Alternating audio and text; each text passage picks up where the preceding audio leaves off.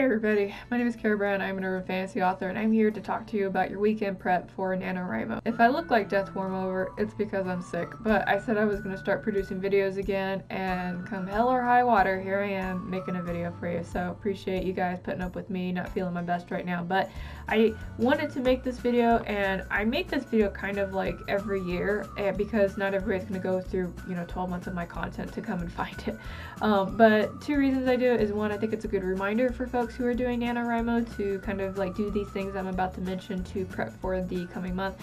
And I also think that kind of my take on it does evolve over time. I kind of learn what works best, what doesn't work, and all that good stuff. But enough about that, let's just talk about what you can do. So what I'm about to go over with you are basically things that are going to make your life easier while you're doing NaNoWriMo. This isn't making the writing process easier, this is just making sure that you have a good balance, so that way you don't get burned out. I mean, NaNoWriMo happens, usually everybody gets burned out a little bit towards the end, especially if you are new to writing, you're not used or have the habit of writing every day. So that, what I'm going to kind of go over with you is hopefully going to make this entire thing a little bit easier, take some stress off your plate and all that good stuff. The first Carrow recommendation for things that you need to do to make your life easier during NaNoWriMo is meal prep.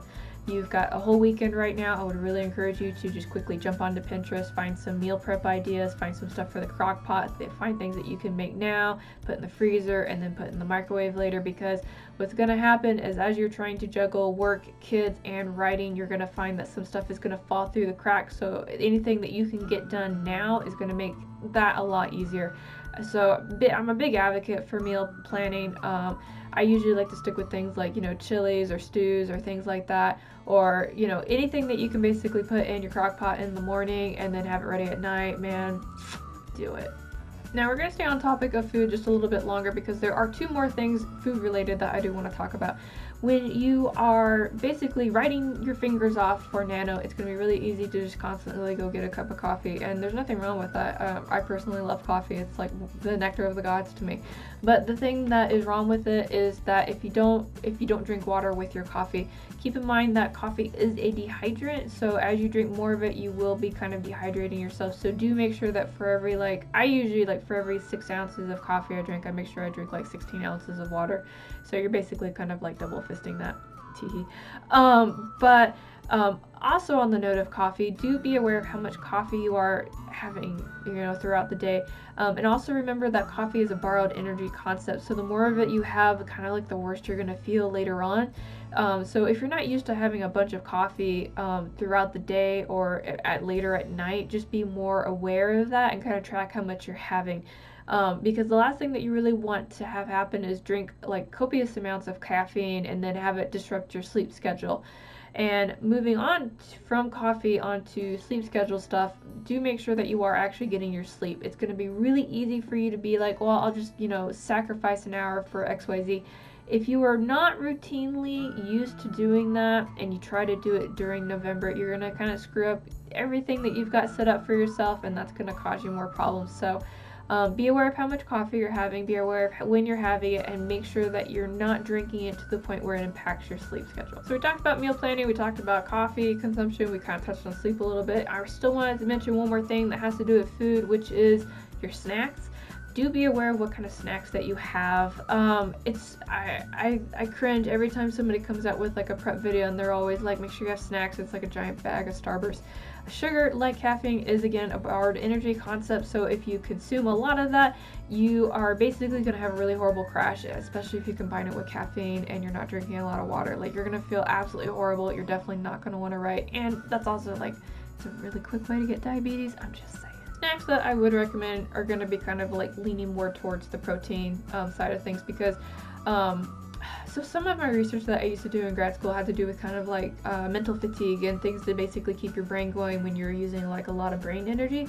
And one of the research articles that I came across had to do with chess players, and chess players actually would eat protein bars, because while they were playing chess they were using basically a lot of this, and the protein bars would make sure that they kept their energy up, fed their brain, and did it in a way that didn't kind of destroy them internally. So protein bars are okay to eat. I can't tell you which ones because I haven't sampled them all, but you'll know which ones are right for you. Walnuts are really good. I personally sunflower seeds, but I'm also really notorious for just wanting to chew on something as well, so sugar-free gum usually helps me out with that. I will, if I'm having like a really long writing session, I'll get some cinnamon sticks and I'll chew on that, so that way, you know, kind of, can you tell like my ex-smoker habits are coming out because I've got like, you know, it's like I just gotta chew on something, yo. So moving away from what to put into your body to make sure that you don't have like terrible crashes later, I do want to talk about your routine. I think it's really important that you do establish a routine with your writing, even if it's at this time I will go write in this spot for so much time a day. So I think that's going to be a lot more powerful than you telling yourself I'm going to write like 1,000 words a day, right? The thing when you're trying to make goals and you're trying to make habits is that if you're not actually establishing the who, what, where, when, why of it, it's a lot harder to stick to. It's kind of like, I will do 10 push-ups a day. Okay, well, when are you going to do the 10 push-ups? Are you going to do them at lunch? Are you going to do them in the morning? You know, it's not as concrete as basically saying in the morning when I wake up I will do 10 push-ups. So it's a lot more committal, and it's a lot more like takes the confusion out of when you're going to do it. You could kind of say that's like a SMART goal thing, but it's not really a SMART goal thing. It's just really you kind of taking the vagueness out of your commitment. So for me, I would kind of word that into every morning after I finish my morning journaling, I will sit down and write one tarot card until it is complete. And that basically means I'm going to sit here until it's done. And however long that takes out is going to be however long it takes. I predict though in my brain it's probably going to take about 2 hours, just because when I'm writing tarot card descriptions I have to do some research, so I have to constantly write, pause, research, write, pause, research, you know, stuff like that. And if you got kids, it's going to be a different ballpark, especially if you're doing homeschooling with them right now, with everything that's going on. So for you that might be kind of like when kids are working on their math worksheets, I will write X amount of words until they're done or something like that. So however you can go ahead and gear that towards your lifestyle, go ahead and do that. A really good practice that we could do is in the comment section, is you can basically kind of say when you're going to write and for how long, so that way you can kind of hold yourself accountable by telling us, and we're not going to be stalkers and check up on you, but at least it's a nice kind of like, it's a good commitment way to do it. So when we're talking about scheduling, it's really important to also know when you write your best. Do you write best at night? Do you write best in the morning? And if you do write at either of those times, try to see if you can kind of like gear your writing time towards those periods. I write best actually right before lunch. I don't write really well in the morning. I used to write really well in the morning, but like as time progresses, like I have a routine, and once my routine is done, then like my brain is ready to go and do things. And part of that routine also does involve beta reading.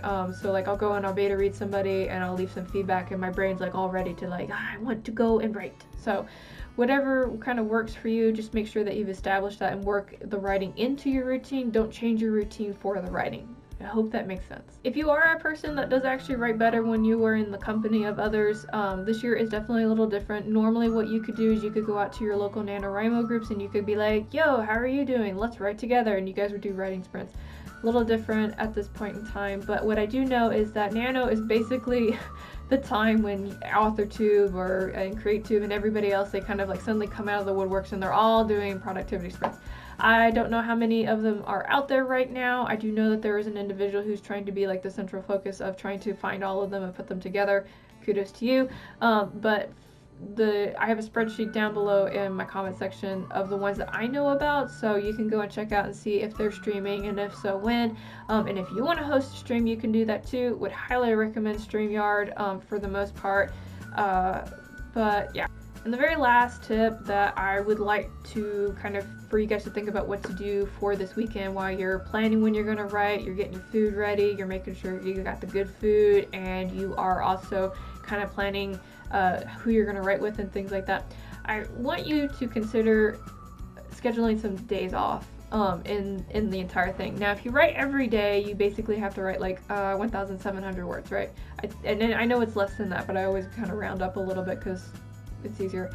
But I would recommend scheduling some days off, maybe 1 or 2, because if you are not used to writing every day for long periods of time, this is going to be a mentally taxing exercise for you, and you will feel burned out and you will feel tired. So if you are new and you don't have this routine, feel free to give yourself like a Saturday off or a Friday off. And if you have a day where you like at some point in November where you're like, I can't write, like just thinking about it makes me feel ill, hey, you know what, you didn't need it, but you've got my permission to just take that day off. I'm just saying. So those are my tips for things that you can do this weekend to basically get yourself ready for NaNoWriMo and the adventure that you are about to partake in. Now, these are my tips. I don't say that they are the only tips out there. In fact, I have a really awesome community here, and if you guys are watching, I would really appreciate it if you could also leave your tips for things that new people to Nano can do to make sure that they are getting fully ready for this. So once you get done looking at the videos, just scroll down, look at the comments, see what recommendations folks have. And I also want to ask that if you've got like a really good like meal plan recipe or anything like that, please leave it. I am running out of varieties, and while I do have my tested and true recipes that I do love, I do like variety, so please just like help me out just a little tiny bit. Thanks. But again, that was basically my advice for trying to help you guys get prepped up for the coming month. I hope you found it useful. If you liked the video, you can thumbs it up. If you didn't, you can just leave it. Whatever you want to do. If you know somebody else who is also going to be partaking in Nano and they've never done it before, you can send the video to them. I'm also going to link down below in the video description Project Authortube, which has to do with it's more Preptober themed, and we're kind of moving past Preptober, but I know some people are kind of like weekend warriors in the sense that they will just like hammer everything in Preptober out the weekend before, so you guys can check that playlist out as well. But I'm gonna go ahead and sign off for now. Thanks again for putting up with me and my slightly congested self. I really appreciate it, and I'm gonna talk to y'all again real soon.